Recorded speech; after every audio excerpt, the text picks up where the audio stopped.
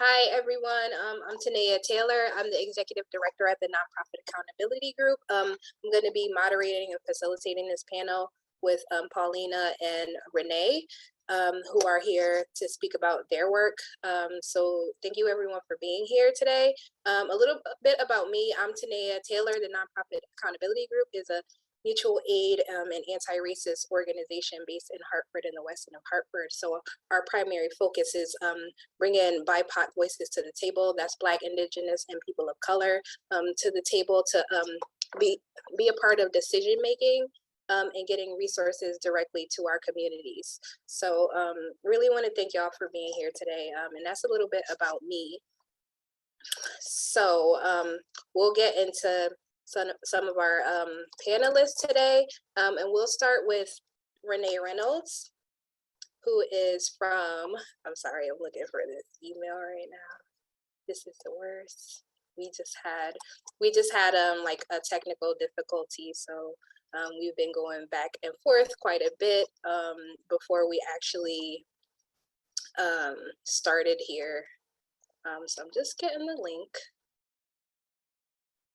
Can't find it. To read some of y'all's bio, sorry, this is a mess.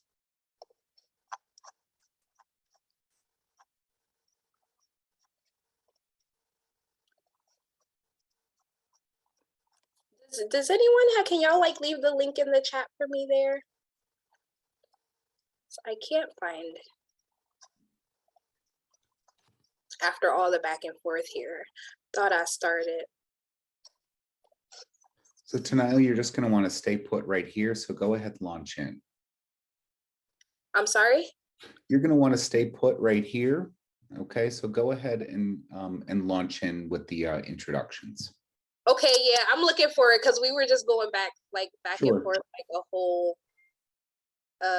a whole bunch, and I just can't find it. Does anyone have it available? That document with the bios on it. Naya, I sent you a Zoom DM with a link to. Thank you, because I really can't find it after all of that. So my bad, y'all. So here we go. Thank you, Paulina. This is Paulina's Muratore. Muratore? You got it. Okay. So thank you. So yes, introducing Paulina Muratore.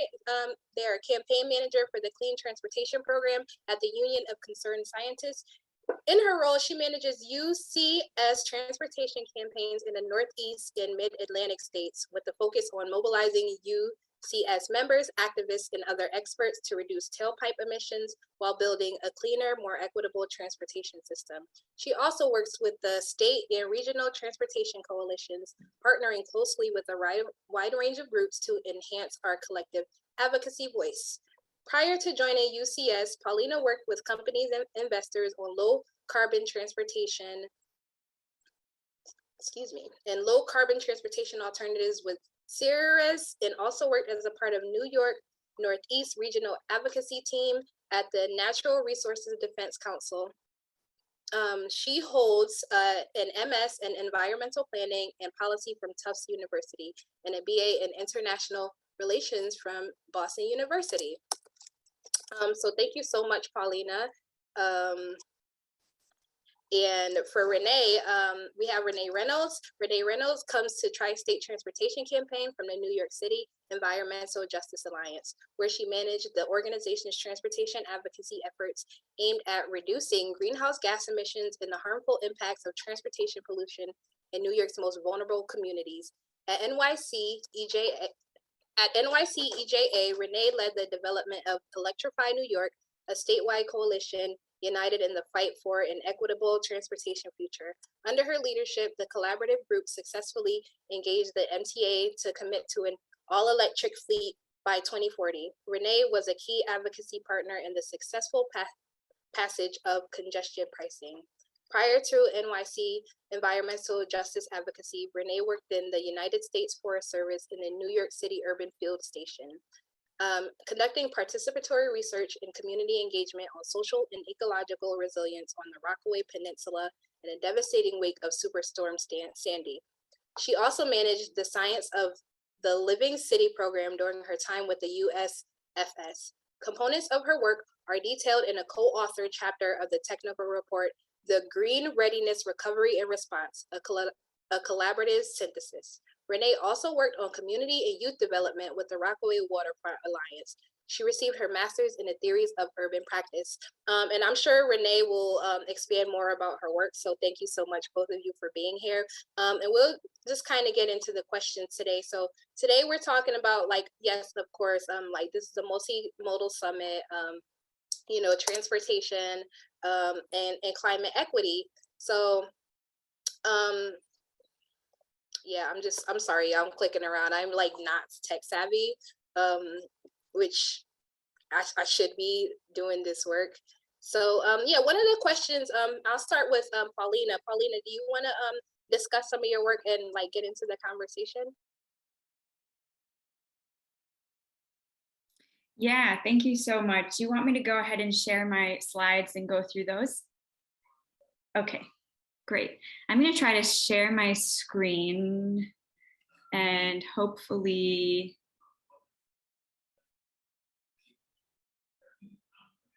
can you give me a thumbs up if you can see this? Okay, great. I'm going to try to play it as a whole. Okay, now do you just see the slide or do you also see my notes? Just the slide? It looks like just your slides. Okay, great. For some reason, sometimes it shows everything and other times it doesn't. But it's really good to be here with you all today. Thanks for bearing with us and the technical difficulties. As mentioned, I'm Paulina Muratore. I'm a transportation campaign manager and policy advocate with the Union of Concerned Scientists, and I focus on our Northeast and Mid-Atlantic states. In case you're unfamiliar with the Union of Concerned Scientists, we're a national science and environmental advocacy organization, and we use science and data to help, all in the service of advocacy, to help solve some of our most pressing problems facing people and the planet. So on our transportation team, we focus on a variety of issues, but today I'm going to talk mostly about just how inequitable pollution is from the transportation sector. And I'm going to focus again on the Northeast and Mid-Atlantic states and then zoom in on a couple states, Connecticut and Massachusetts, since I know a bunch of folks on here are calling in from those places today. Okay, let's see. There we go. You've probably seen a chart like this before, just to very briefly touch on the transportation emissions from a carbon standpoint. So when we talk about pollution from transportation, it's really important to note that it is a major climate issue, but that's not the only problem we're faced with when we think about what's coming out of the tailpipes of vehicles. It's also a major health issue. But just thinking about the carbon dioxide, greenhouse gas issue for a moment, as you can see on this slide, the pink line, which is transportation, hasn't decreased really at all since 1990, whereas, for example, the electricity sector, as you can see, has really meaningfully gone down, still not perfect, but compared to transportation, you see this really wide gap in the way that emissions are progressing. So that's problem number one. Problem number two is the fact that what comes out of the tailpipes of vehicles is a really toxic mix of nasty compounds that's really dangerous for human health. And this slide, in case you're not looking at it for any reason, it's just showing a vehicle tailpipe with pollution coming out of it. And we've all witnessed this or heard about it when you see kind of this plume of smoke, looks like smoke maybe coming out of a tailpipe. And if you think about it for a minute, it's a little bit alarming that if that tailpipe wasn't there, all of those pollutants would just fill the inside of the car if it wasn't designed the way it is, which is not safe, not okay. But for some reason, we have landed in this place where cars emit all of this out into the atmosphere, and it is considered, it has been considered acceptable, and it's not. So soot and toxins from burning gasoline and diesel are responsible for problems like asthma, cardiovascular disease, and premature death. Health impacts from transportation impact everyone, but are especially difficult for children, the elderly, and anyone who has pre-existing conditions. Freight corridors, distribution centers, and major ports create hotspots. So what I'm going to show in a minute is where is this pollution concentrated, and also overlay with some demographic information and show just how inequitable the distribution of this pollution is. This map that I'm showing on the screen shows you the Northeast and Mid-Atlantic states. So that's everything from Maine down to Virginia. And you can see there's different colors on the map. The darker red are the higher concentrations of pollution from transportation. And you can see different hotspots across the region where this pollution is most concentrated.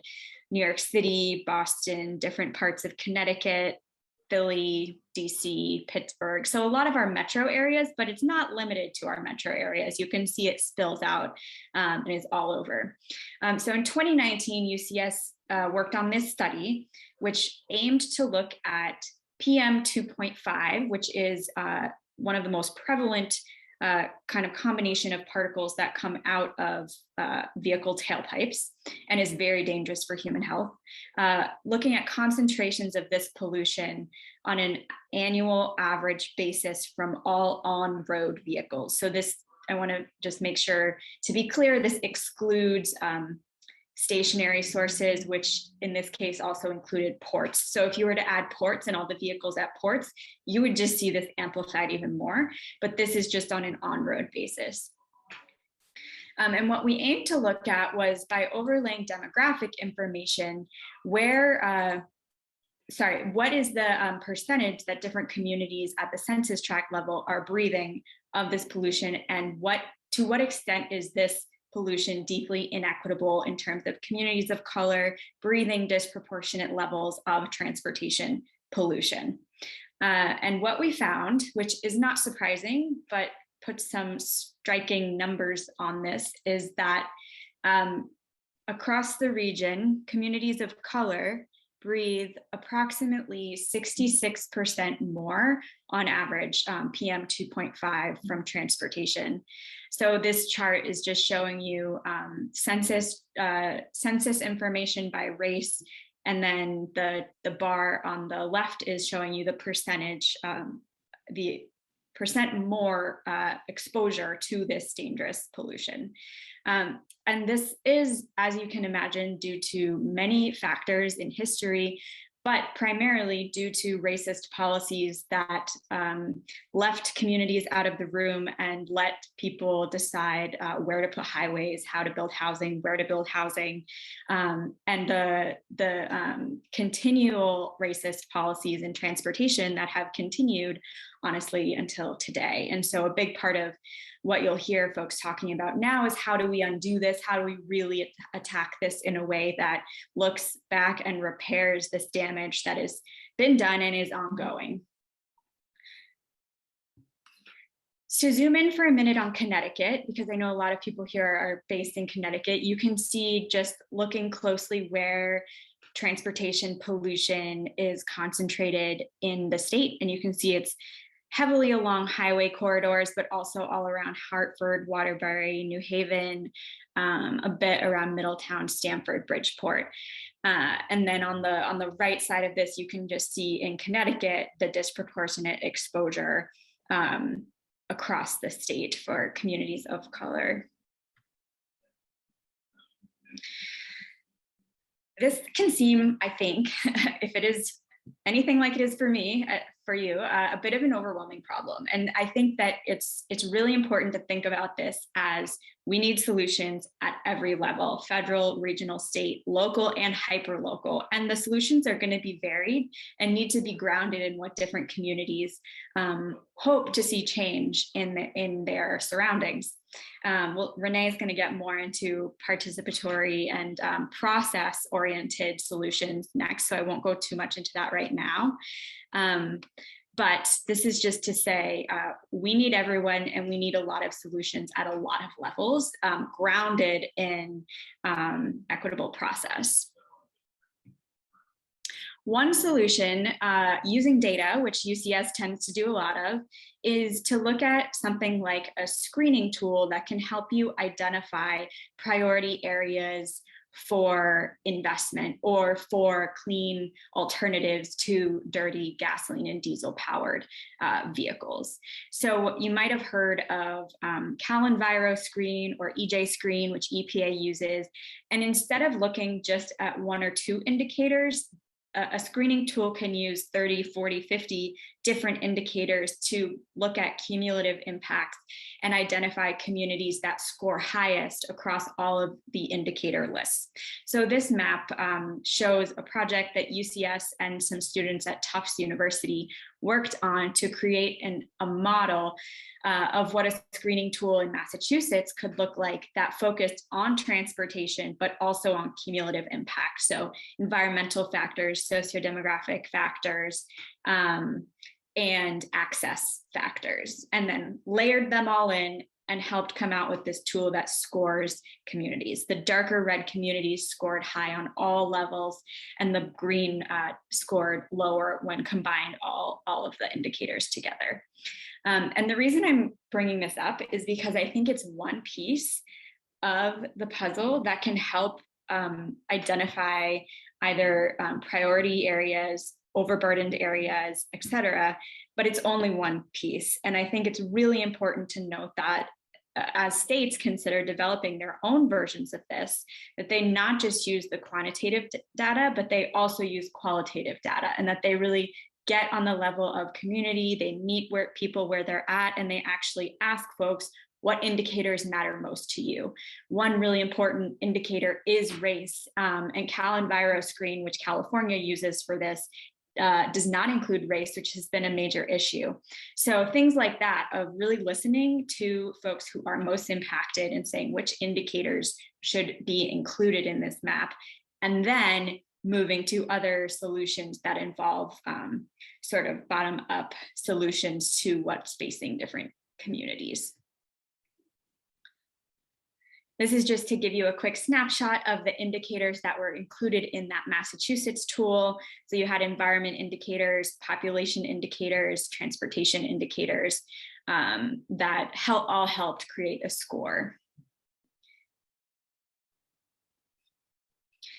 I think there's a lot of momentum right now, and so this is a really good time to be either getting involved or working on a lot of these issues. We've seen unprecedented action at the federal level. It's not nearly where we need it to be, but the commitments and some of the steps that both EPA and the Biden administration have taken have never been done before. So that is some momentum, but we need much more. And so you can think about this again as those various levels: federal, regional, state, local, hyperlocal. There's all kinds of ways to help tackle this problem. And I should note briefly, Connecticut, for those of you based in Connecticut, is about to undergo an environmental justice mapping tool process. So if you want to get involved with that, the Department of Energy and Environmental Protection is embarking on a process where I hope folks will be invited to weigh in on the indicators and how to identify environmental justice populations that are overburdened by transportation pollution, but that are also facing cumulative impacts from all kinds of inequitable pollution exposure. Last slide, and I'll hand it over to Renae. There are lots of solutions, both new technology-based, but also old and really functional, like bikes, like better walking. So we need everything to kind of play together and get us where we need to go to a truly clean, equitable future. Everything from what you're seeing on this screen and way beyond. So there are solutions. We need political will. We need people to really make sure that decision makers are listening to what communities are saying and leading us into a better future for all of us. That's all from me for now, and I will stop sharing my screen if I can remember how to do that, and hand it to Renae.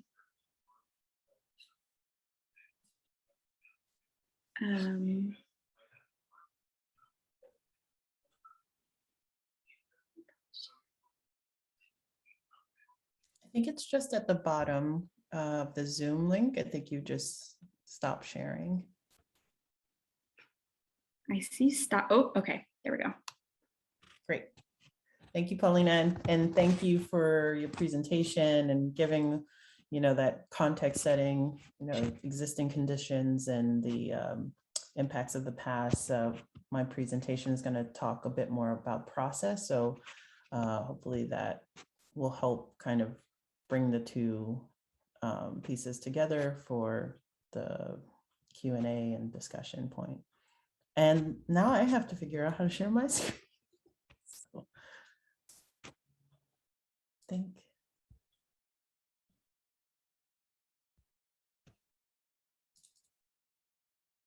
are you guys seeing my slide? Okay, great. And I will, oh, how do I start it?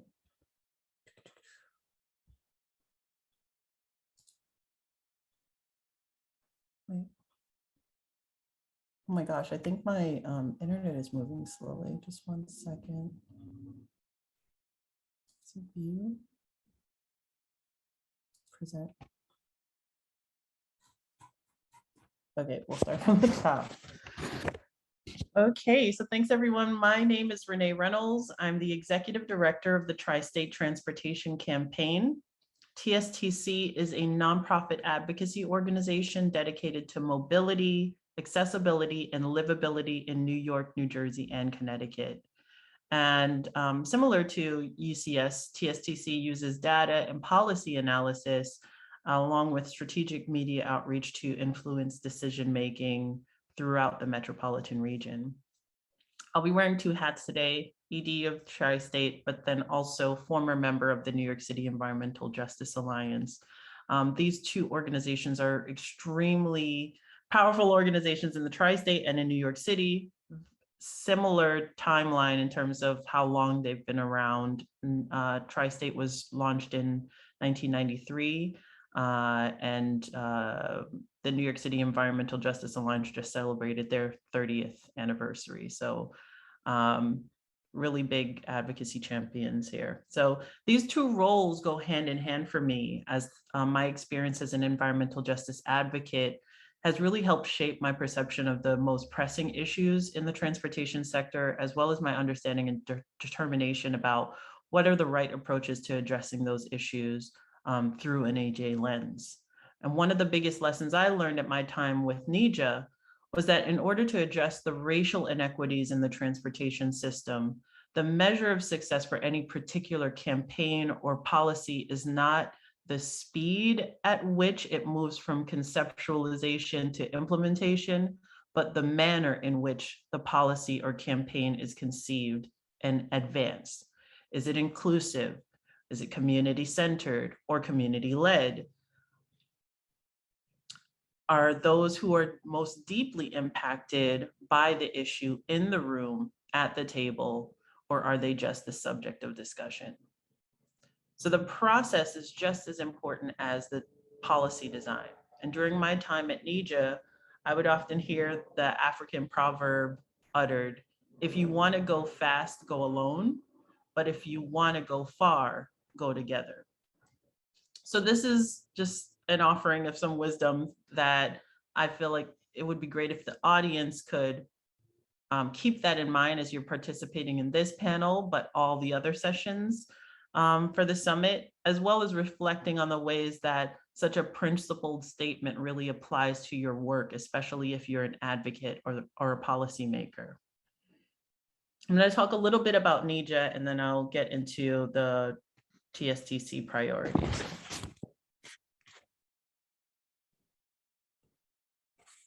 So as I mentioned, the New York City Environmental Justice Alliance was a citywide membership network of that links grassroots organizations from low-income communities and communities of color throughout 4 of the 5 boroughs in New York City in their fight for environmental justice.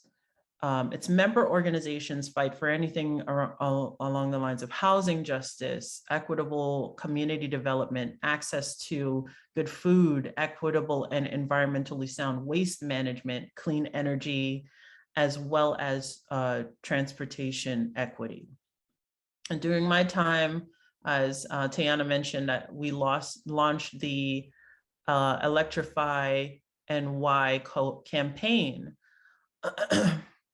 winning the commitment from the MTA to transition its entire fleet to zero emissions. And this campaign was a key example of an EJ-centered approach.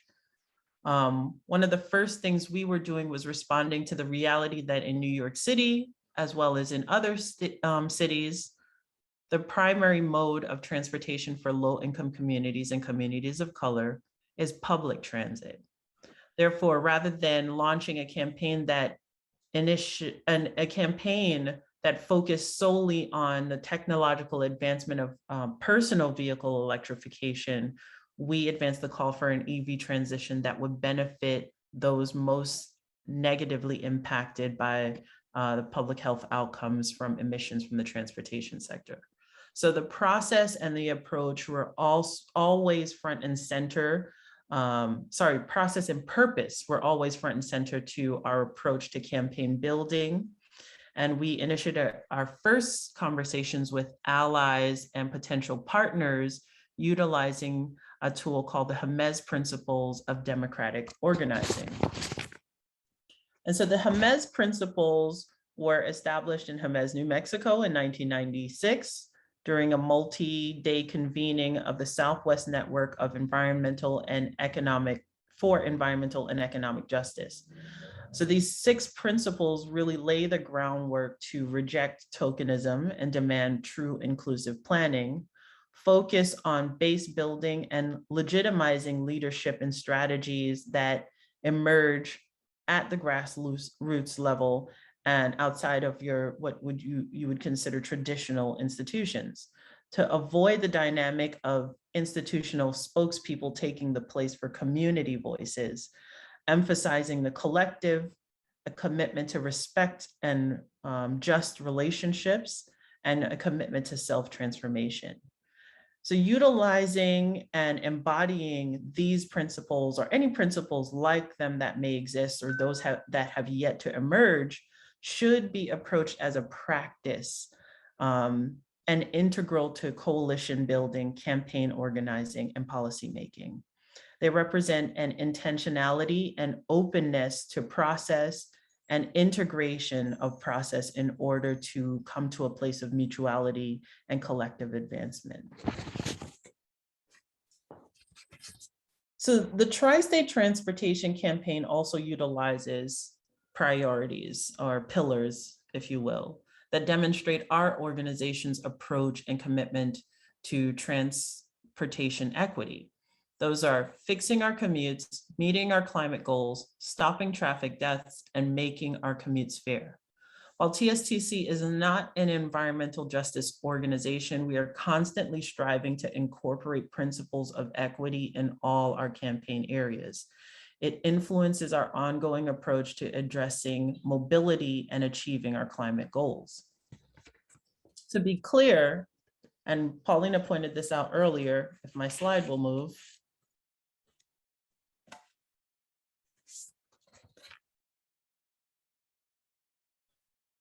Are you guys frozen? Oh, no, I see you. Okay. There you go. Okay, to be clear, frontline communities are the most vulnerable to the increasing climate threat. And in order to reach our climate goals, Connecticut's Global Warming Solutions Act requires economy-wide greenhouse gas reductions of 80% by 2050, with an interim goal of 45 by 2030.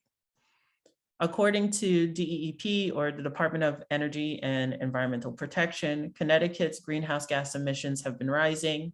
In between 2017 and 2018, it rose by 2.7%.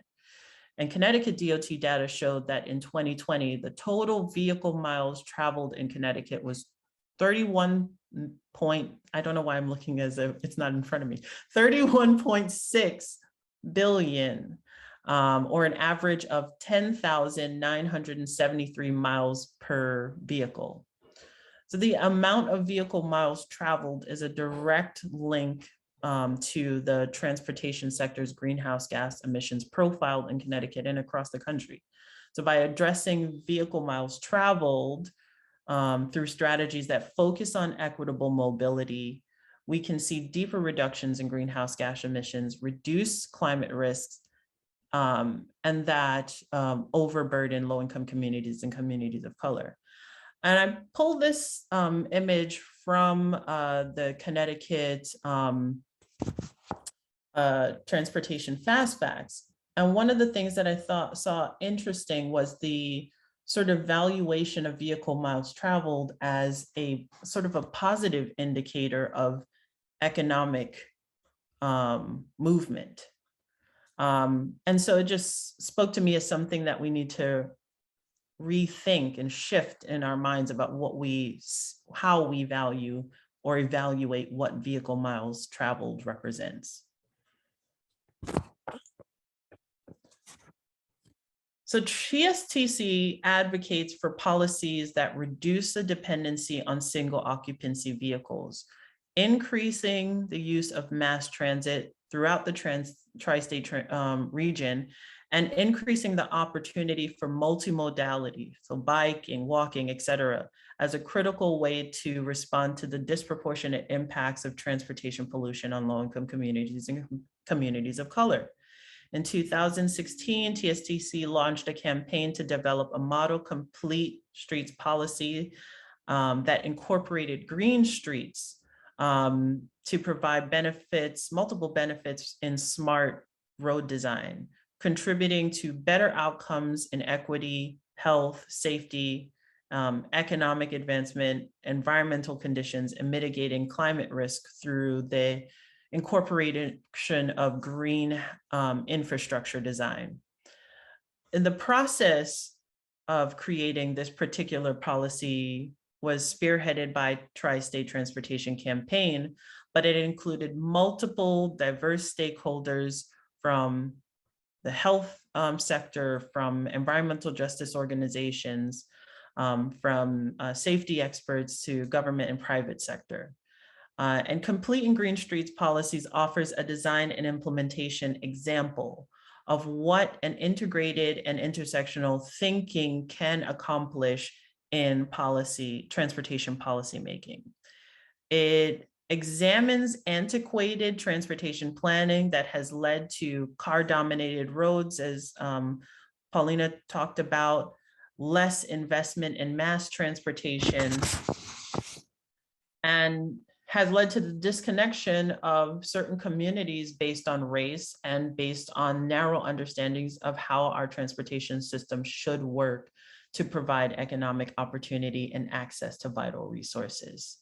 So Complete and Green Streets policy design allows us to learn from the past in order to chart an inclusive path forward. While the policy framework was developed in New Jersey, this is something that can be adopted in any state. And one of the strengths of this particular model is the inclusion of a complete streets advisory body.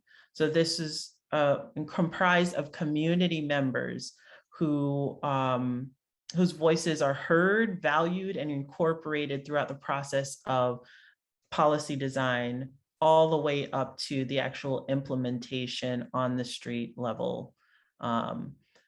So through the right policy approach, we can address mobility, connectivity, in tandem with addressing the social inequities that are related to and exacerbated by our transportation sector. So with that, I'll stop there. Thank you for your ears, essentially. And if you want to learn more about Complete Green Streets, you can visit the Tri-State Transportation Campaign website, and feel free to reach out. With that, I'll stop sharing my screen and we can get into the discussion. Oh. Thank you so much, Renae and Paulina. And I just want to let everyone know that to continue on the Moving Forward Summit, this track, we're going to be using the same link moving forward. So yeah, moving forward, this is the same link on the Moving Forward track. Moving forward, I love it. I love it. So this is great, and I have some questions for you both. I wrote some notes down, but it was like a ton of information. And also let us know if any of this information is available to the audience so they can like look it up and do their own research. I saw you said, Renae, that you got some links from just like the Connecticut website. So always, that's a good resource to just poke around your government, see what they're up to. But thank you so much. So my first question is for Renae. What lessons learned from the journey from being an environmental justice activist to running this amazing organization as an executive director? What lessons have you learned? Thank you. Oh yeah. Well, I mentioned one in my in the presentation, but I think one of the key lessons I learned is that, of course, climate change is a threat to all of us, but it does and will continue to have a disproportionate impact on our most vulnerable communities. So we have to bear that in mind in every policy approach, every solution that we begin to craft to address those critical issues and questions related to our current circumstance and why we're here. So those questions I think I often asked or was challenged to ask is, who does this policy serve? Is it being equitably designed? Who's missing from the conversation? How can they be included? Who are those that are most affected in communities, and are they in leadership roles? And do I have it in my power to change that if they are not? Yeah, I'll stop there. That was one key question, is just like consistently asking, the tough questions to make it a more inclusive process. Thank you so much. And one more, Renae. I see that you mentioned earlier the GEMES principles. I thought that was really thorough, and I love that us bringing the history of work that has been done before us and incorporating it, because I really like those principles. And stating that just because it exists already doesn't mean it's right in terms of like our current transportation infrastructure that was built and is already, like you said, antiquated. So yeah. Thank you.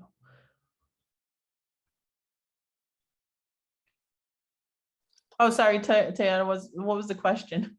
It's Tenaya. Just talking Tenaya, about sorry. how you pronounce the GEMES principles. I wrote it down, but I already. Oh, Hamez. Yeah, those were great. I thought that was really thorough. In terms of like being like including all the terms. Like I like that they're trying to check all the boxes there. Oh yeah, thank you. Yeah, it's a great tool.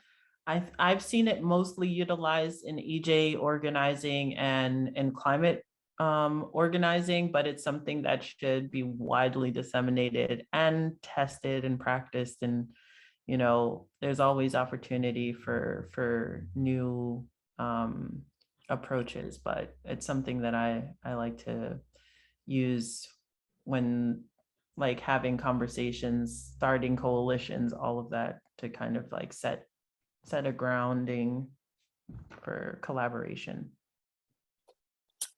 That's great. Thank you so much. So questions for Paulina.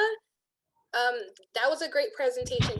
Also wrote some notes down, but what processes for DEEP? What is the process for the DEEP mapping program? And what pitfalls do we want to avoid in that? Thank you for the question.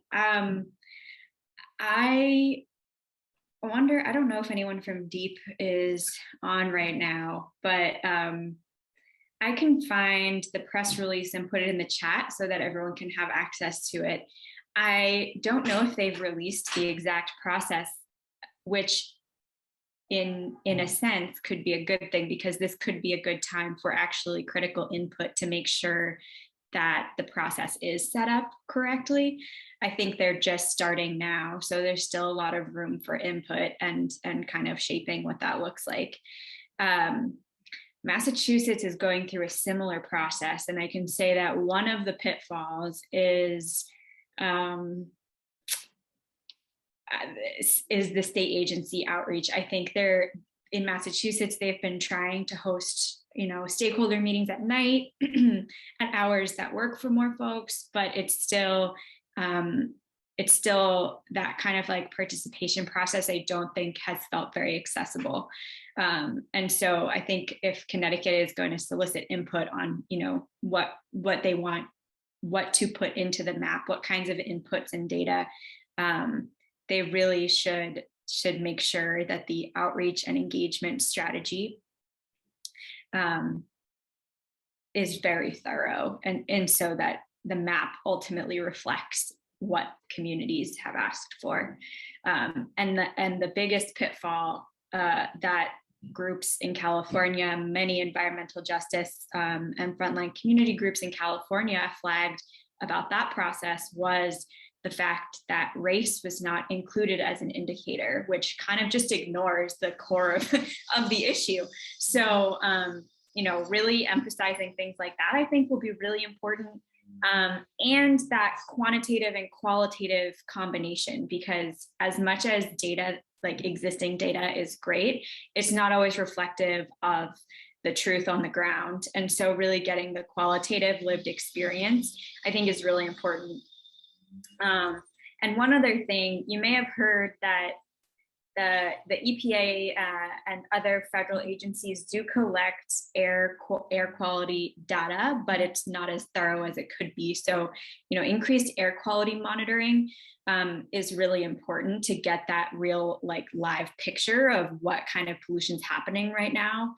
A state like Connecticut could show up as being acceptable, at acceptable levels, but that's because we're not actually monitoring for everything that needs to be monitored. It's only capturing, a sliver of the picture. So all of those things, I think, would be great for Connecticut to keep in the back or front of their minds as they move through this mapping process. Thank you. And when I think of deep again, I just think that Connecticut is one of the places that I've been to, is one of the more greener areas. Like, we have a lot of park space, we have a lot of outdoors areas where we can park and hike. So I just think it's funny that we just flip flop so much. Like, we can just be so green and friendly, but then we have these fossil fuel lovers breathing down our necks.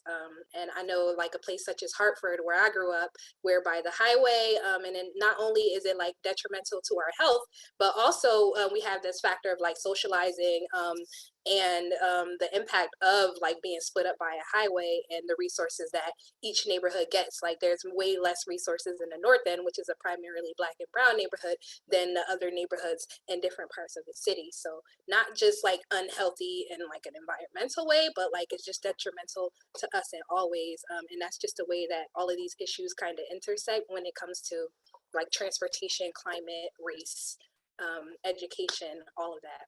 So there was a comment in the chat. I'm not sure how we wanted to moderate the chat, but I'll just read one from Lori, who said, "I like when you said learn from our history. We can add and must do better so that everyone everywhere succeeds in our transportation communities." And Erin thanks everyone for being a part of this panel. So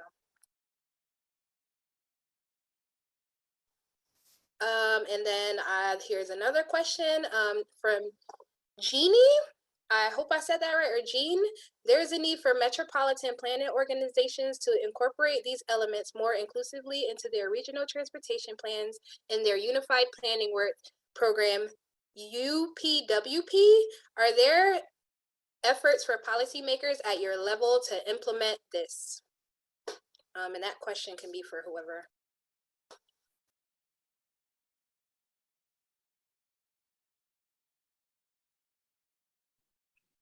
Renae, do you want to start from an urban planning background? I have an urban theory background, not an urban planning background. I'll let you have it. Okay, I did work a bit in urban planning, but I wouldn't say that's my expertise. However, I think from my experience more at that level of MPO, metropolitan planning organizations and other planning agencies, there are definitely lessons to be learned from those public processes. For example, to use another Massachusetts example, the city of Boston came out with this really thorough climate plan, and it took a long time. And I think this actually goes back to what Renae was saying about process, and bringing as many voices in as you can, and you will get a better outcome, even if it does take longer. So valuing that process over outcome sometimes. And in Boston, it took so long and they did so much input. And at the end of the day, it is just a plan. So those plans do need to be turned into concrete policy shifts. But I've never seen, in my personal career, I've never seen a huge, like large scale state policy process as inclusive as some of the Boston climate plan process was. And so I think it depends.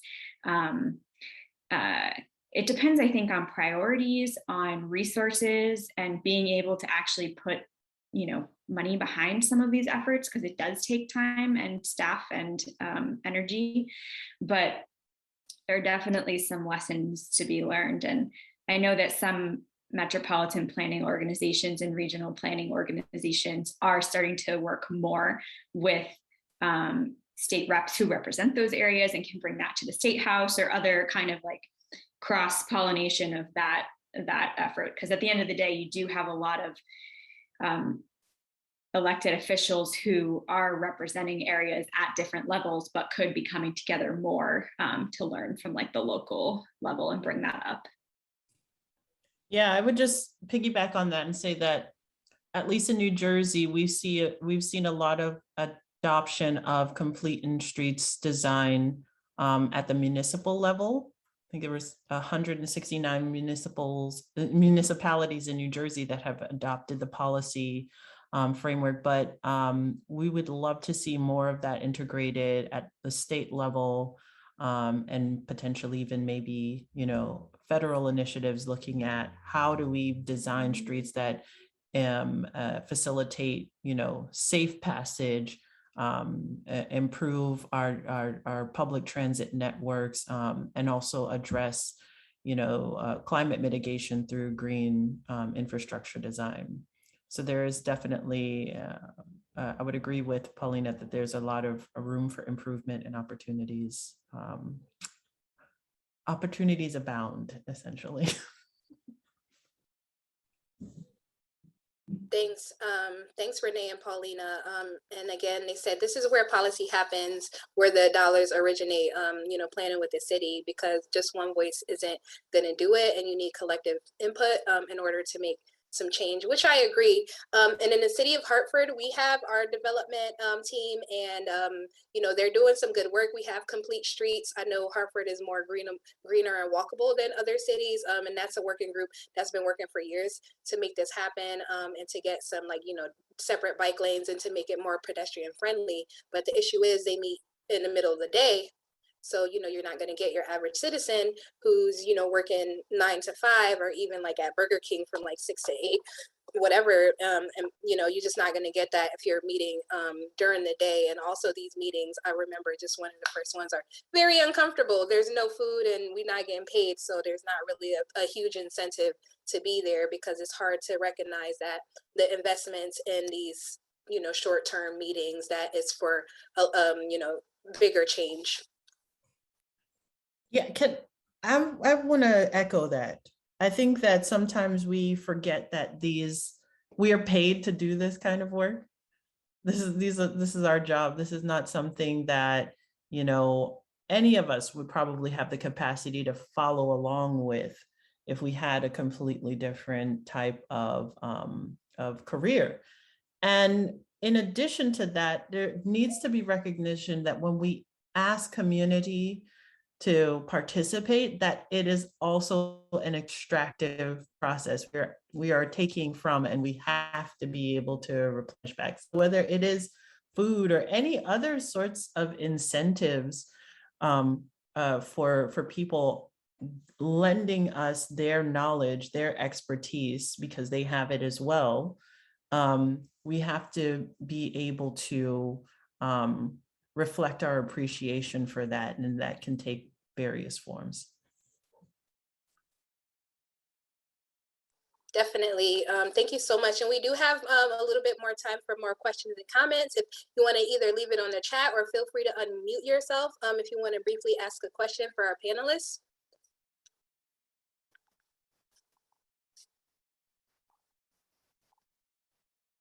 Great. So if there's no more questions, we can talk a little bit about it because I got some more things. Paulina, you said something about the Connecticut mapping tools. I didn't even know these things existed. Like I like how you can see like the different colors and kind of see like the rural areas and the like metropolitan, I guess, where there's like more pollution. And there's a word that you said in I have the closed captions on, which is another accessibility thing. My hearing is not that great, but it said calling bios, but I know that's not what you said. But it was a name of a pollutant. It started with a C.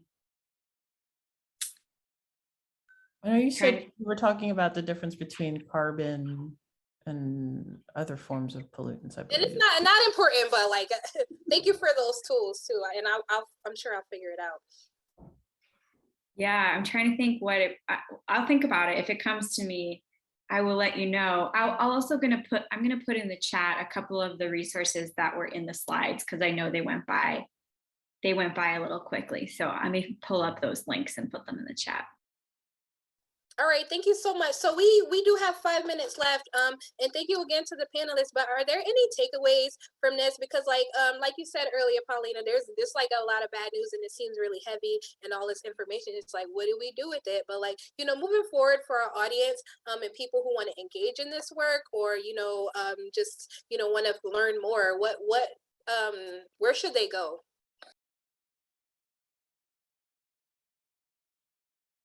Renae, if you wanted to answer first. I mean, our website is a really great starting point. At least, to understand what campaigns, what advocates are actually working on, what we're doing. We have a full campaign page on our website that talks about, work that we're doing to improve mass transit access, to fix our commutes, make them fair, make transportation fair, to meet our climate goals and to reduce traffic deaths. So if there are any offerings on our website, we have like lots of links to different resources as well. I think the plug that you gave about checking out what's happening at your, on the state DOT website is also really helpful. Because this is our work, we often attend, our DOT or municipal transportation authorities board meetings, things like that. I think a lot of times community voices are left out of those processes. So those are some places that you could start to get involved. Oh, thank you.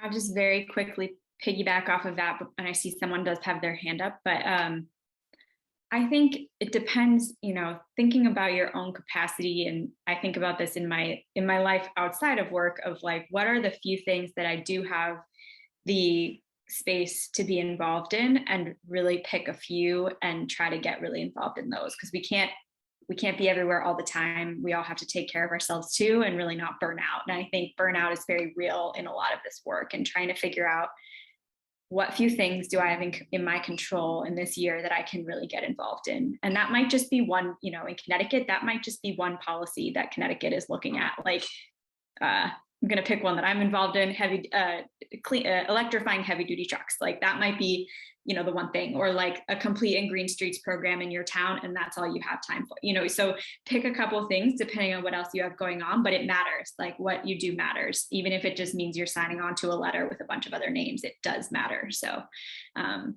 yeah. Thank you. And Eleanor, if you wanted to either unmute or leave in the chat one last question. I think we have about a couple minutes. I know we need a break before the next session, but go ahead. Thank you. Just a really quick question. I live in Stamford, and we have a new mayor-elect, and so I was hearing really interesting things about like the complete and green streets in different cities, and I'm wondering if there are resources on your websites or any specific quick tips you might have for really urging new municipal leaders to take action, or examples I could provide her here in Stamford? Sure, I can drop a link to the New Jersey DOT guide. This is, the Tri-State's work was integrated into the New Jersey DOT's design guidelines. So I think that would be really helpful to sort of give you an example of the suite of policies that are incorporated in there and different practices. So I'll drop that in the chat. Thank you so much, everyone. So yeah, I think that's about it. Make sure you save your notes in the chat. We don't have any more questions. So I guess that's a wrap. Any last words before we leave, or y'all are free to go? And also me, I'm Tenaya again. I'm the executive director at the Nonprofit Accountability Group. Visit naghartford.org. We're putting together a climate resource page, naghartford.com/climate. And we're having a discussion on November 29th at 7 p.m.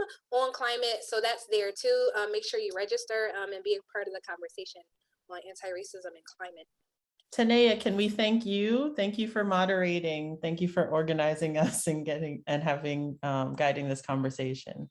Thank you. Trying my best. And there's emails in the chat, so make sure y'all save everybody contact. Renae, leave yours in there too, so people could get in touch. Okay. Thank you so much, Tenaya, and thank you everyone for being here. And Renae, it's been an honor to be on the panel with you as well. Good evening, everyone. My name is Valerie Fernandez. I got involved in sustainable transportation and environmental justice as a Transport Rifle Ambassador. Now I'm currently a sophomore at the Connecticut State University studying criminology and sociology to become a lawyer. I want to thank you all for attending to our summit. I am so glad that you were able to join us today in this stimulating discussion. Please let's stay in touch. You can sign up for a newsletter, you can attend to our events, and even sponsor or work for us if interested. We hope to see you around.